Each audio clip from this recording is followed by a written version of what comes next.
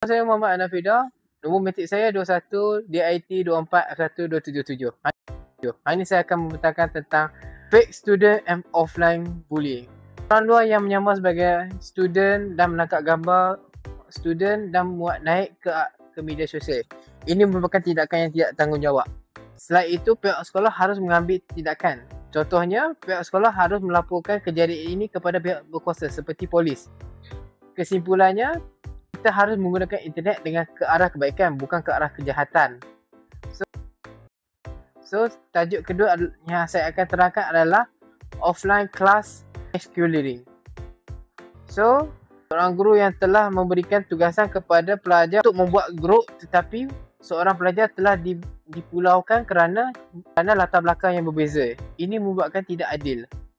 So, tugas seorang guru adalah mengambil tindakan kepada pelajar yang mempulaukan budak itu berjumpa dengan kaunselor. So, kesimpulannya kita janganlah sombong kerana manusia adalah semua sama. Seterusnya saya akan menceritakan tentang poster ketiga, iaitu masculine of student counsel student social media. Pelajar yang mempunyai pangkat tinggi seperti pengurusi telah memuat gambar yang tidak elok dalam platform politeknik. Ini membuatkan politeknik tercemar.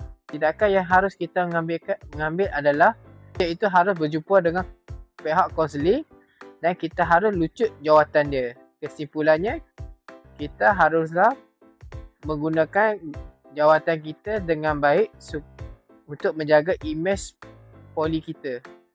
Sekian, terima kasih.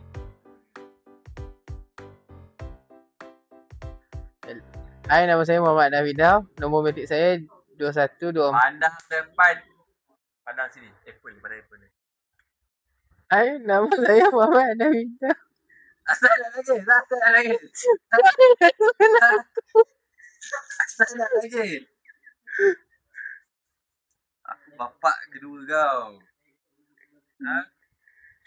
Kenapa nak nangis? Kenapa? Jangan, aku tak mahu. Kenapa? Jangan. Jangan tenang. Jangan. DIT 271717.